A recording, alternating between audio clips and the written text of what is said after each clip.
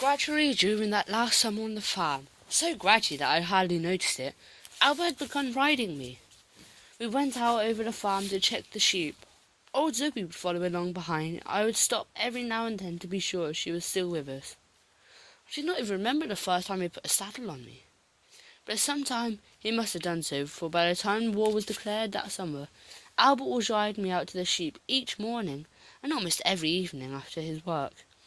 I came to know every lane in the parish, every whispering oak tree, and every banging gate. We would splash through the stream under Innocent Cove, and thunder up Ferny Peace beyond. With Albert riding me, there was no hanging on to the reins, no jerking on the bit in my mouth, but always a gentle squeeze with the knees, and a touch with his heels was enough to tell me what he wanted of me. I think he could have ridden me even without that, so well did we come to understand each other. Whenever he was not talking to me, he would whistle or sing all the time. That seemed somehow to reassure me. The war hardly touched on the farm to start with more straw still to turn and stack for the winter. Old Zoe and I were led out every morning, early into the fields to work. To our great relief, Albert had now taken over most of the horsework on the farm, leaving his father to see to the pigs and the bullocks, to check the sheep and to mend fences and dig the ditches around the farm, so that we scarcely saw him for more than a few minutes each day. Yet despite the normality of the routine, there was a growing tension on the farm, and I began to feel an acute sense of foreboding. There would be long and heated exchanges in the yard, sometimes between Albert's father and mother, but more often, strangely enough, between Albert and his mother. "You mustn't blame him, Albert," she said one morning, turning on him angrily outside the stable door. "He did it all for you, you know. When Lord Denton offered to sell him the farm 10 years ago, he took out the mortgage so that you'd have a farm of your own when you grow up. And it's a mortgage that worries him sick and makes him drink. So if he isn't himself from time to time, you've no call to keep on about him.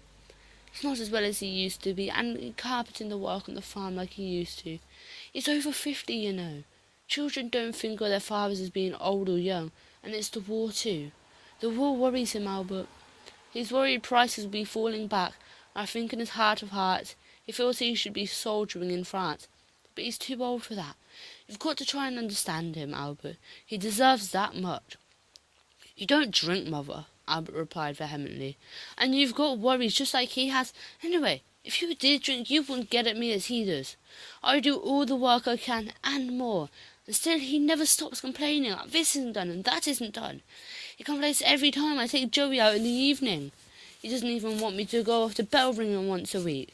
It's not reasonable, mother." "I know that, Albert," his mother said more gently, now taking his hands in both of hers. "But you must try to see the good in him. He's a good man, he really is. You remember him that way too, don't you?"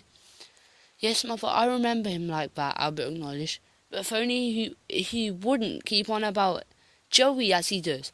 After all, Joey works for his living now, and he has to have time off to enjoy himself, just as I do." "Of course, dear," she said, taking his elbow and walking him up towards the farmhouse. "But you know how he feels about Joey, don't you? It brought him in a fit of pique, and has regretted it ever since.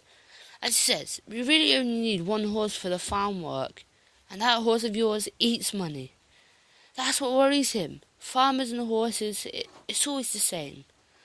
My father was like it too, but he'll come round if you're kind with him. I know he will."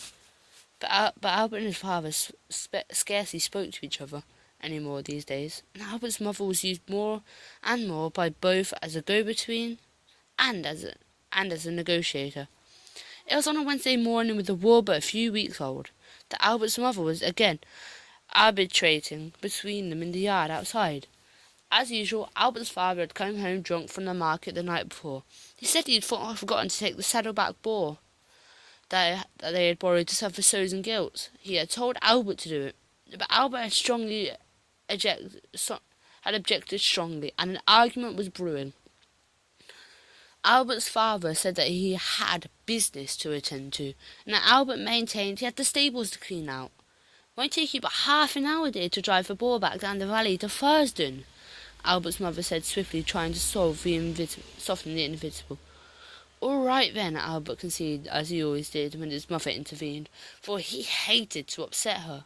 "I'll do it for you, mother, but only on one condition. I can take Joey out this evening.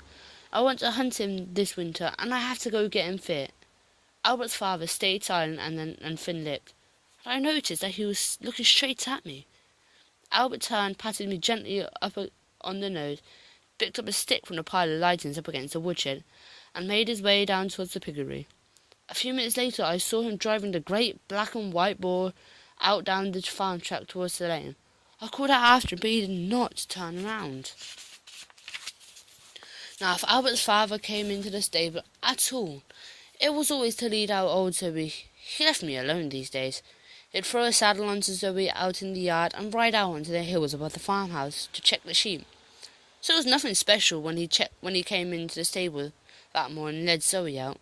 But when he came back into the stable afterwards and began to sweet-talk me and held out a bucket of sweet-smelling oats, I was immediately suspicious. But the oats and my own inquisitiveness overcame my better judgment, and he was able to slip a halter over my head before I could pull away. His voice, however, was unusually gentle and kind as he tightened the halter and reached out slowly to stroke my neck. "You'll be all right, old son," he said softly. "You'll be all right. They'll look after you." Promised they would, and I need the money, Joey.